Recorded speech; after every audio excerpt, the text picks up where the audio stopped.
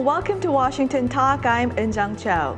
At the last minute, just hours before expiration, South Korea decided to temporarily extend an intelligence sharing agreement with Japan. Seoul says the decision was made as Tokyo agreed to reopen talks on settling the bilateral trade dispute. The U.S. has been pushing both countries to save the agreement. Today, we look at the ramifications of the latest decision.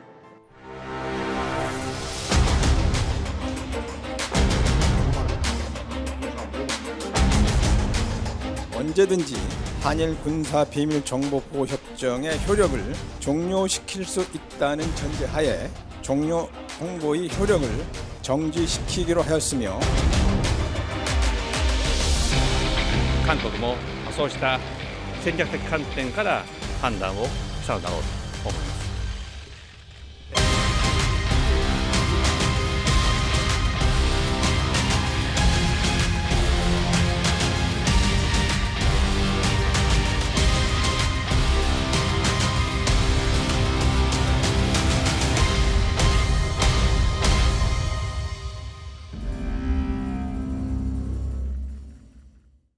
In the studio with me today, Ambassador Thomas Hubbard, the chairman of the Korea Society and senior director of the McLarty Associates. He served as U.S. ambassador to the Republic of Korea from 2001 to 2004. Also joining me, Mr. Scott Snyder, director of U.S.-Korea Policy Program at the Council on Foreign Relations. His latest book, South Korea at the Crossroads, charts the evolution of South Korean foreign policy and strategic choices. Welcome to the program. Thank you. Thank you. Now, Ambassador, South Korea at the last minute temporarily extended Jisomia and also managed to include Japan's trade actions in its logic. Do you consider this a smart diplomacy? Well, yes, I do. I think it is a very welcome development as far as U.S. diplomacy is concerned. We have been very worried about the deterioration in relations between the Republic of Korea and Japan, our two key allies in Northeast Asia. And we were particularly worried about the pending Korean decision to withdraw from Jisomia because, one, it was a very real symbol of our mutual, our trilateral stake in facing North Korea and dealing with the problems that it poses. And secondly, it was a very practical military agreement that has been very useful to both countries and to the United States during a period where North Korea has been testing missiles, particularly testing short-range missiles. So it's a good decision Right. symbolically, and it's a good decision practically. And I think it's good that the two countries seemingly have found a diplomatic solution to at least postpone what seemed to be a pending crisis over a legal dispute and over history. Right. And Mr. Snyder, as Ambassador pointed out, this was a postponement. So is this still meaningful, this temporary decision? Because we already had 3-month grace period.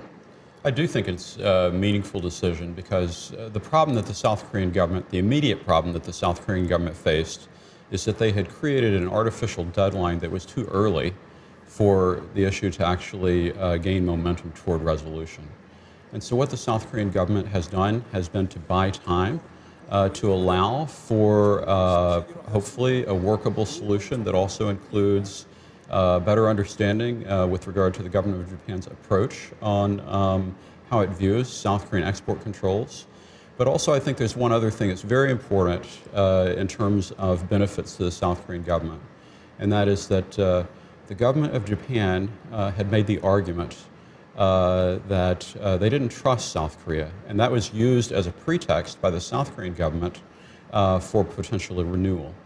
But I think that by postponing the non-renewal, what the South Korean government has done has been to challenge the Japanese assertion that South Korea is not trustworthy.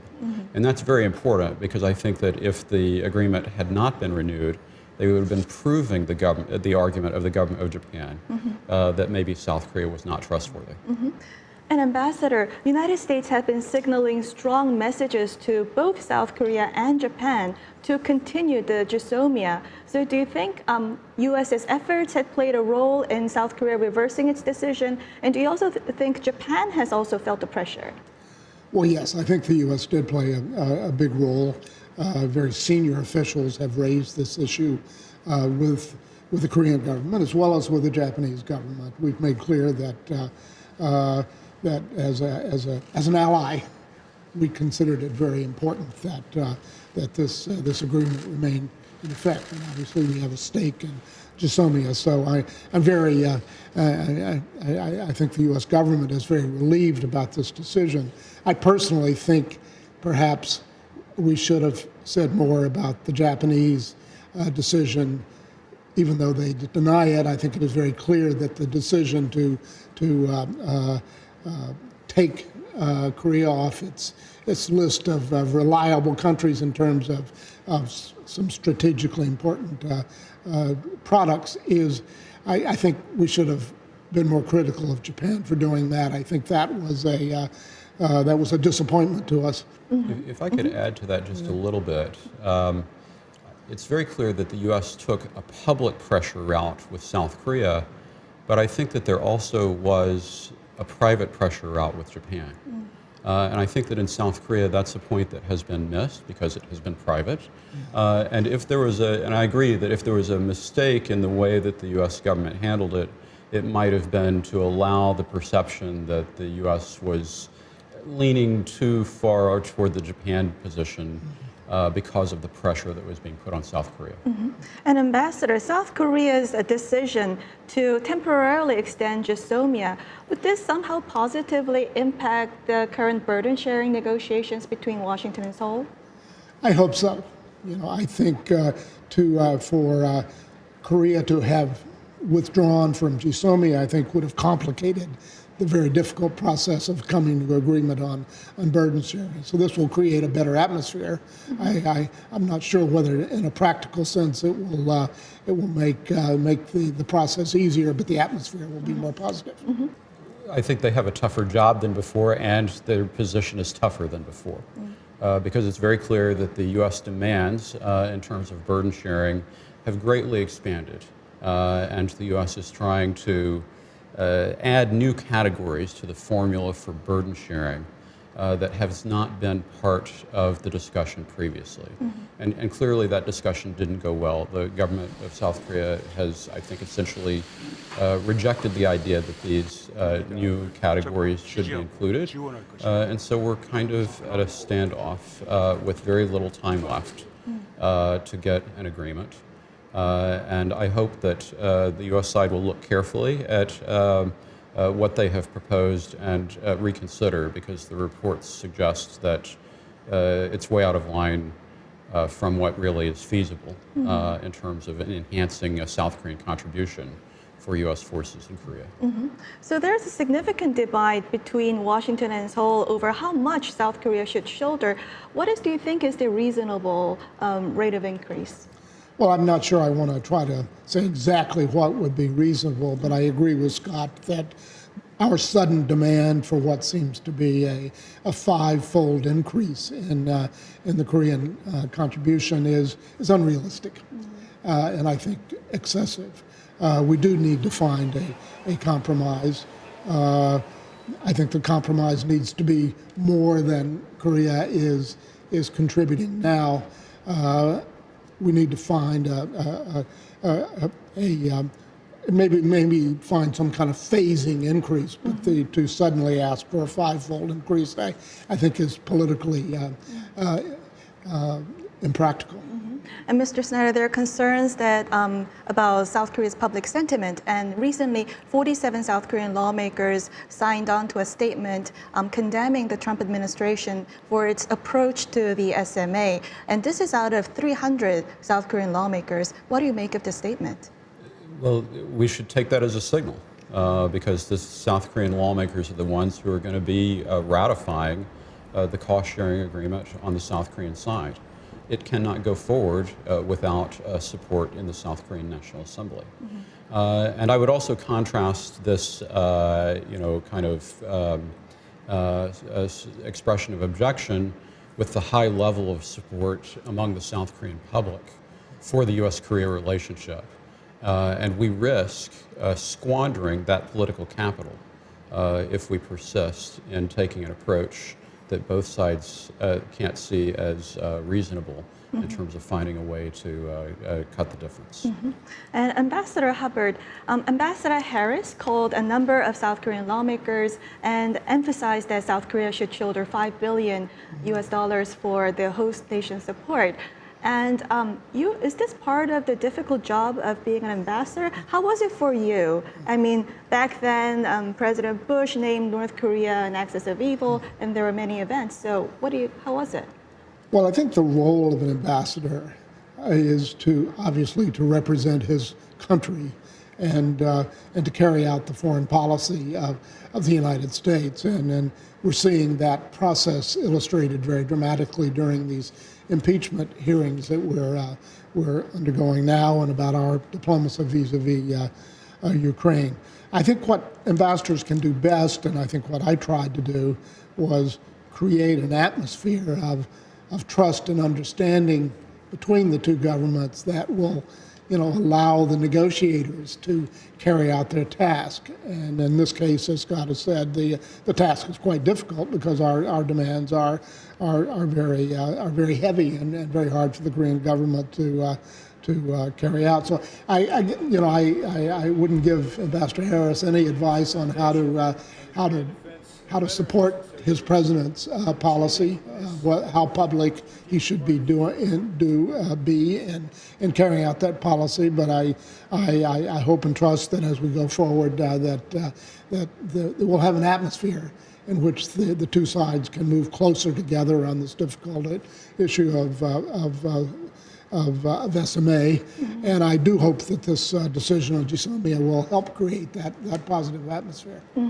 Pentagon was quick to dismiss South Korean reporting that U.S. will pull out a brigade, 4,000 U.S. soldiers, if South Korea does not shoulder more cost sharing. So why do you think DoD was so quick to dismiss this report? Well, I think that the report contradicts the message of assurance that the Pentagon always wants to give.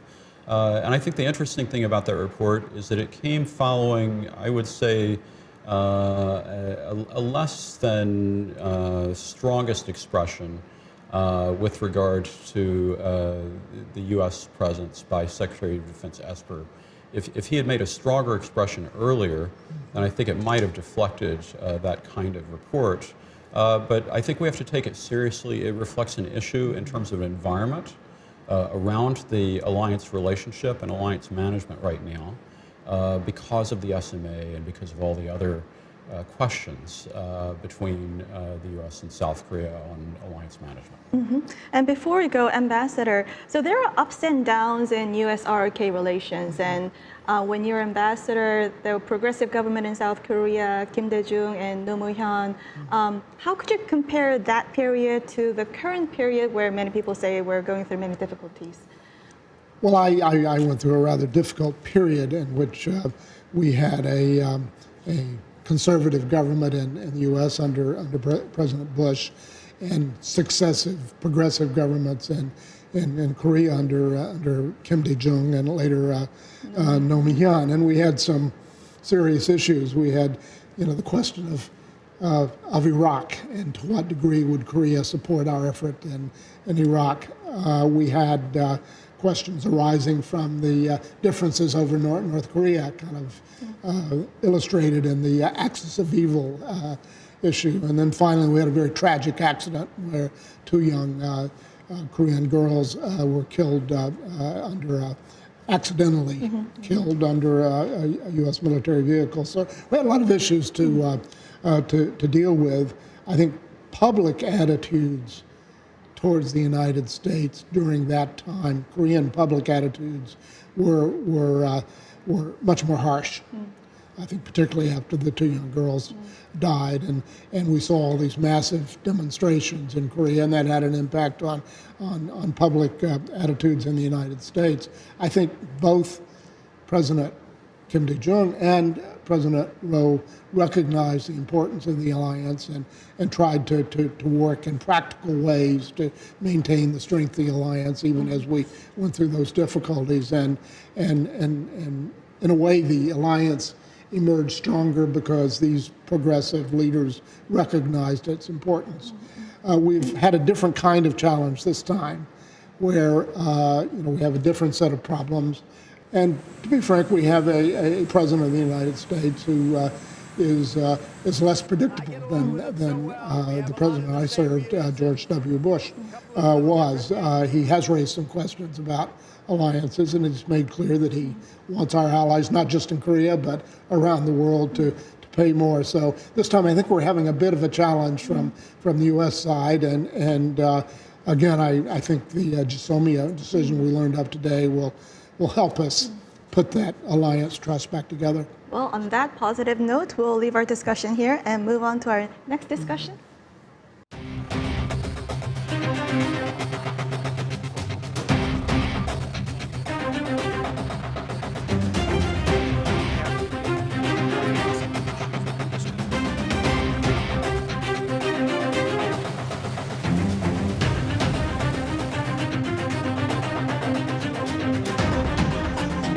The person who needs to negotiate with me in North Korea is the first Vice Minister of Foreign Affairs, Choi Sun-mi.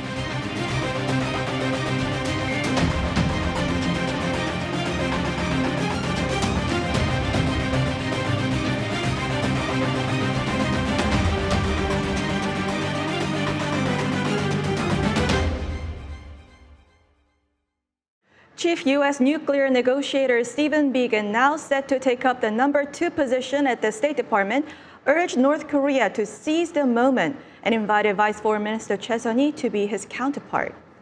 Now, Ambassador, Representative Biegun invited Choi Sun-mi to come to the table. Do you think this is a pushback to North Korea's recent string of statements emphasizing the year-end deadline? Well, I really see it as a hope that in the next round of talks we have with North Korea, that Ambassador Secretary Biegun will have a more authoritative counterpart than he has had in the last few rounds. The North Koreans have made clear that Choi Sun-mi is the key official in dealing with the U.S. on these nuclear issues. Yet Steve Biegun has not been able to meet with her, ostensibly because she has the rank of vice minister and he was only a special envoy. So I think he is hopeful that he'll get a better prepared counterpart in the next time he talks to the North Koreans, and that will begin to make more progress than we have in the past. Mm-hmm. And Mr. Snyder, Vice Foreign Minister Che actually said in Russia that denuclearization is now off the table. Do you anticipate working level talks to be held within this year? Well, the North Koreans have been trying to put a lot of pressure on the U.S. With this end-of-year deadline. But what we have not yet heard from the North Koreans is a private response to what the U.S. put on the table in Stockholm. And I really think that it's important for the North Koreans to go ahead and give us some kind of private response. I think the intensity of the messaging with regard to the deadline is very clear. And so it means they're trying to ramp up pressure. They're trying to approach this from a position of strength. I do think that there is also a window for additional dialogue. Mm-hmm. I believe we have a very different situation now. When you use the term working level talks, Steve Biegun is not working level. Mm-hmm. You know, he's Deputy Secretary of State, a very senior official, and that's the level of talks we seem to be looking for. Mm-hmm. And so the North Koreans really no longer have an excuse to try to avoid talks with Biegun. Mm-hmm. And Mr. Snyder, what do you make of North Korea? First, the State Affairs Committee, and then Mr. Kim Gae-gun, now taking aim at President Trump for the first time, drastically changing its attitude from before. Why do you think they're taking aim at President Trump now and saying that they will not give President Trump something to brag about? Well, I think that it really reflects their dissatisfaction with the way that President has portrayed his interaction with Kim Jong-un and the way that he's used that relationship as an evidence of success because, you know, the North Koreans haven't gotten paid. And so essentially, I think that's what the North Koreans are saying is, you know, we can also make life difficult for you, President Trump. And by the way, there are promises that we regard as unfulfilled. You know, pay up and give us what we want, or we're going to make trouble. Essentially, it's a very, in a way, it's a very crude framing of the demand as it relates to the message to the president. I think the North Koreans are trying every way to put pressure on the United States and on President Trump specifically without kind of going beyond the understandings we reached a year and a half ago in Singapore. You know, in the past, if they wanted to get our attention, they would fire an intercontinental missile or something, or test a nuclear weapon. This time, they're taking much smaller steps to try to put pressure on us without breaking out of this process that is ongoing. And I guess they tell us there's a year-end deadline. I think we have to take it seriously, but I don't think we have to be intimidated by it either. I think the North Koreans still see value in this process. And Mr. Snyder, why do you think Special Representative Began emphasized that the window is still open and North Korea has to seize the opportunity, yet the United States will not be bound by the year-end deadline? That's right. Special Representative Began specifically called it an artificial deadline. I think he's resisting the framing of the North Koreans. He's trying to show that we're not going to be bound by it, and yet we're serious about having a discussion. Because after all, the challenge is actually to reorient the North Koreans from their trajectory of trying to become recognized as a nuclear state and get them back on a denuclearization track. It really is going to definitely require diplomacy. And you know, the other facet is the U.S. and North Korea are still engaged in a pressure competition to shape the strategic environment of the other side. And so we have to resist North Korea's efforts while applying our own efforts to shape North Korea's strategic environment. Well, we'll end our conversation here and now move on to our next segment. Now time for the photo moment, time to look at an interesting North Korea picture.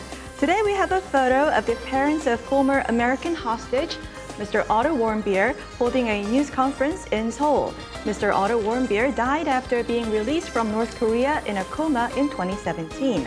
The parents say they are committed to finding and shutting down illicit North Korean business assets around the world to hold Pyongyang accountable for widespread human rights abuses. Mr. Snyder? Well, the story related to the Warmbier visit was primarily that President Moon decided not to visit, not to meet with the parents, that he was too busy. And I think that's unfortunate in terms of South Korean human rights policy. But I also think that the Warmbiers have emerged as the most active personification of an aggrieved party related to North Korea's human rights abuses. And so this is going to be a persistent theme.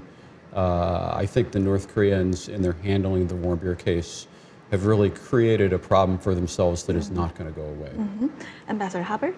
Well, I agree with what Scott just said. I think this photo is very poignant, and the vision we had on television of Otto Warmbier, in his sports coat, going through the humiliation, and I'm sure the terror of being put on trial in North Korea was very stunning to all of us. I agree that the Warmbiers are a reminder of what we're dealing with North Korea, dealing with a regime that is ruthless beyond all imagination, and we need to keep this very much in mind as we go forward with this process.